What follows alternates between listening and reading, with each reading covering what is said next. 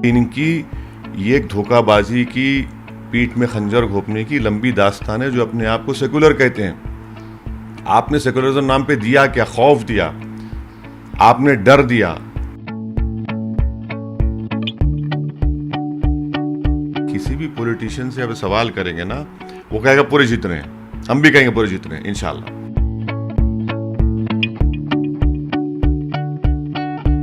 नाच ना जाने तो आंगन टेढ़ा। कोई अगर 50 साल के करीब होने आ रहा है, शादी नहीं हो रही, तो मैं जिम्मेदार। किसी के घर में मुर्गा ना पुकारे तो हम जिम्मेदार। किसी के घर में भैंस दूध ना दे तो हम जिम्मेदार। कल सूरज देर से निकले तो हम जिम्मेदार। नीतीश की सियासी जिंदगी हमको लगता है कि इंशाल्लाह इख्तिताम होने वाला है। कि हमको लगता है आखिरी इलेक्शन है, इसके बाद नए इलेक्शन नहीं लड़ेंगे।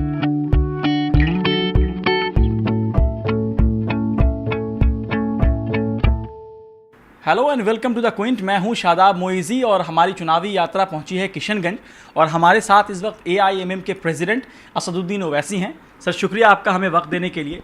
सर जब अभी हम यहां आ रहे थे तो कई सारे लोग कह रहे थे, बात हो रही थी, कह रहे थे कि असदुद्दीन ओवैसी जो हैं वो लोगों को, यहाँ के बिहार के लोगों को, जो लिट्टी चोखा, खिचड़ी और समोसा खाने वाले लोग हैं या मूढ़ी खाने वाले लोग हैं, उनको हैदराबादी बिरयानी पेश कर रहे हैं। नहीं, हम कोई यहाँ पर, हम खुद आकर यहाँ पर जो मिल रहा है खा रहे हैं। हम खुद वो तमाम चीज़ें खा रहे हैं। तो हैदराबादी बिरयानी तो किशनगंज में कहाँ मिलेगी, वो तो हैदराबाद में ही बनेगी। मगर हम कोशिश कर रहे हैं यहाँ पर।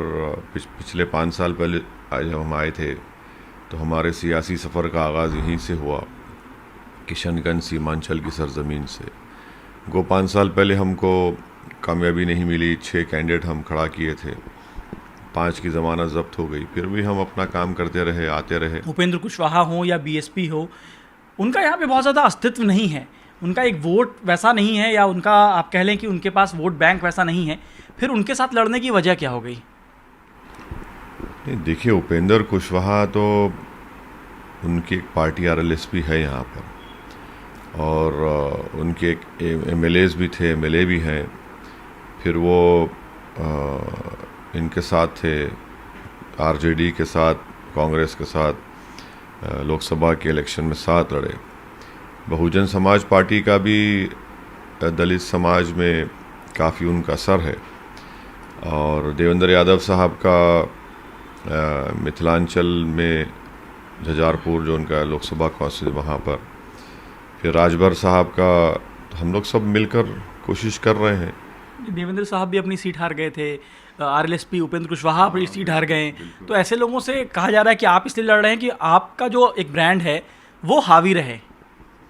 नहीं, मेरा ब्रांड का सवाल नहीं है ना। मेरा ब्रांड, कोई आदमी, कोई सियासतदान जो है अपने इनफरादी ब्रांड के लिए लड़ता है तो फिर पार्टी आगे नहीं बढ़ती। तो हमारी कोशिश ये है कि हमारी पार्टी को फ़ायदा हो, और बिहार में जो एक अल्टरनेट पॉलिटिकल प्लेटफॉर्म की ज़रूरत है, कि एक तरफ नीतीश कुमार BJP है, दूसरी तरफ RJD कांग्रेस है, तो कोई एक थर्ड ऑप्शन की स्पेस है। और हमारा मानना यह है कि जब तक थर्ड ऑप्शन नहीं आएगा, ये तमाम दोनों सियासी पार्टीज़ इनको हम हिला नहीं सकेंगे। वरना ये लोग इतना गुरूर और तकब्बुर के शिकार हैं लोग, कि समझते हैं कि अक़लियत है तो कहाँ जाएगा, वो है तो कहाँ जाएगा। तो एक ऑप्शन तो देना ज़रूरी है। असदुद्दीन ओवैसी साहब के पास के लिए बड़ा दुश्मन कौन है?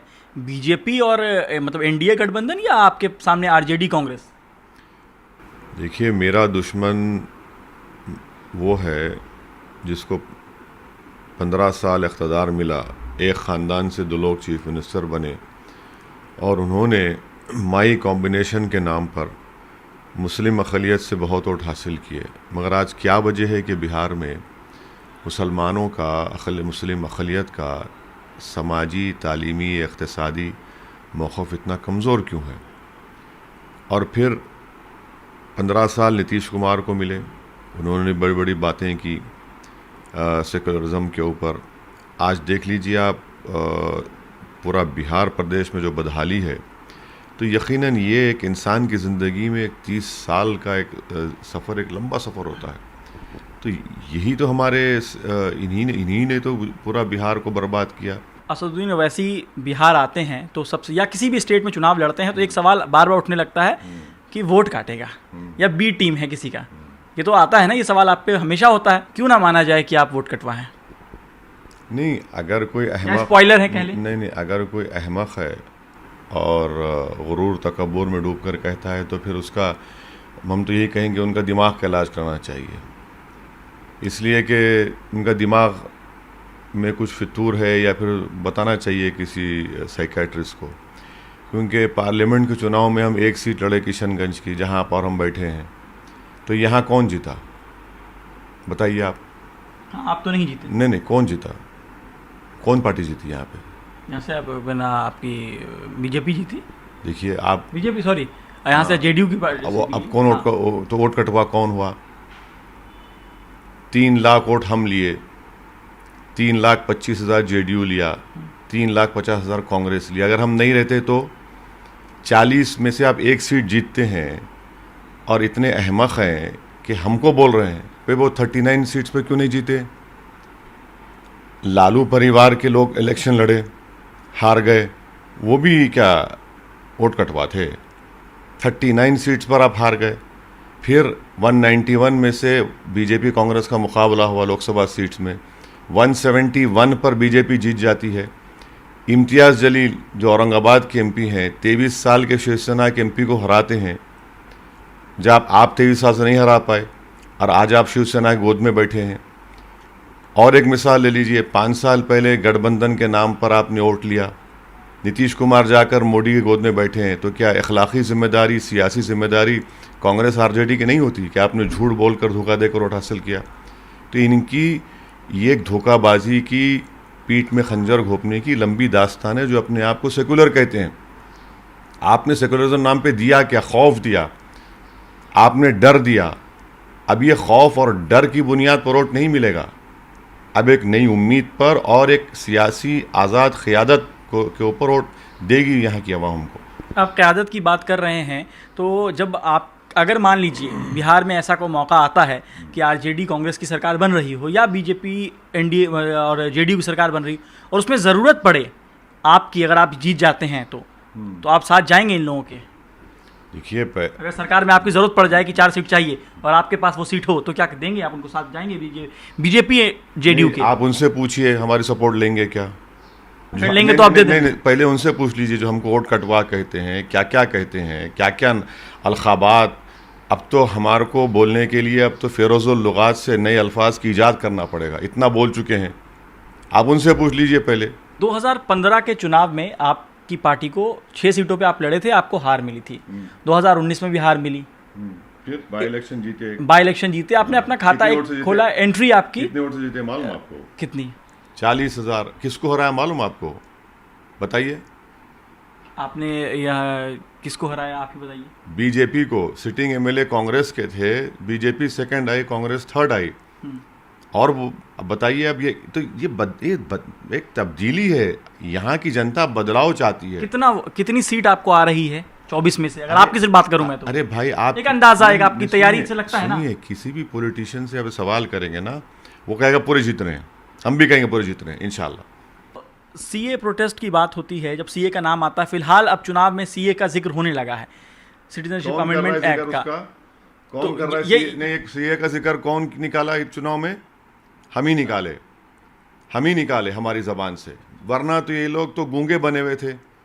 CAA, NPR, NRC का एक लफ्ज़ नहीं बोला जा रहा था कांग्रेस, आरजेडी, ये तमाम लोगों की वजह से।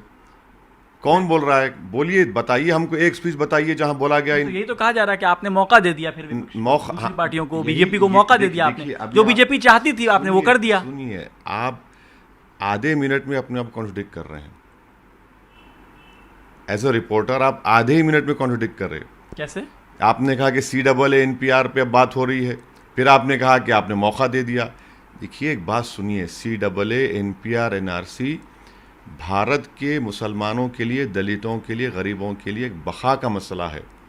और ये तमाम सेकुलर, नाम निहा सेकुलर पार्टीज़, जब हम सर्दी में एहतजाज कर रहे थे, सुकड़ रहे थे, रोड पर खड़े थे, तो ये लोग अपने घरों में आराम से सो रहे थे।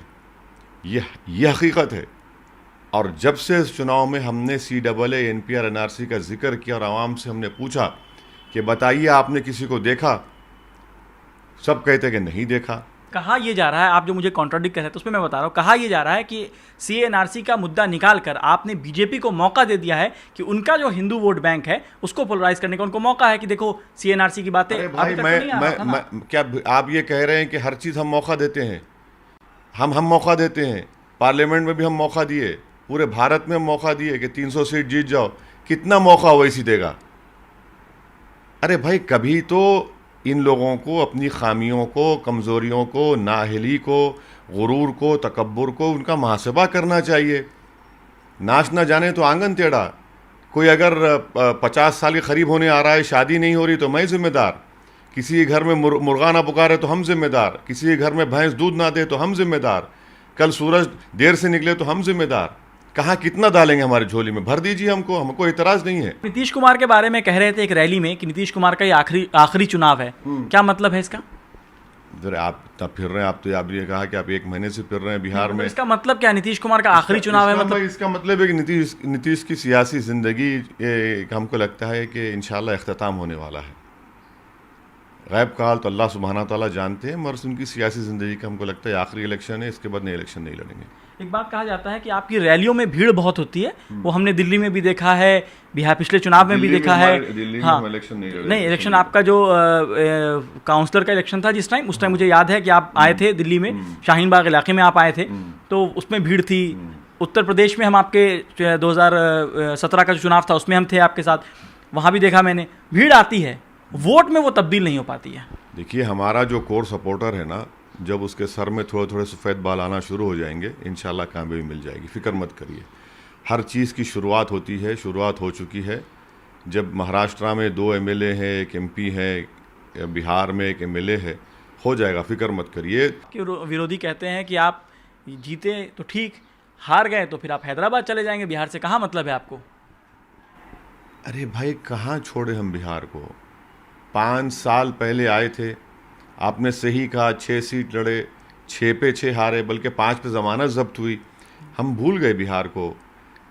प्राइवेट मेंबर्स बिल पेश किए पार्लियामेंट में कि दस्तूर की आर्टिकल 371E के तहत सीमांचल में, जैसा कर्नाटका और गुलबर्गा में जो बनाया गया है प्रोविज़न है, उस तरह किया जाए। यहाँ बाढ़ आई, हम आए यहाँ पर, कंटिन्यूस आते रहे। इलेक्शन हारने के हफ्ते भर के बाद हम यहीं किशनगंज को आए, आकर शुक्रिया अदा किया आवाम का। पार्लियामेंट का चुनाव हुआ, हम आते रहे, बीच में आते रहे। कहाँ भूल गए? जहाँ अल्लाह हमको मौका देता है कदम रखने का, हम कदम रखते जाते हैं, आगे बढ़ते जाते हैं। पीछे हटने का सवाल ना, भूलने का सवाल है।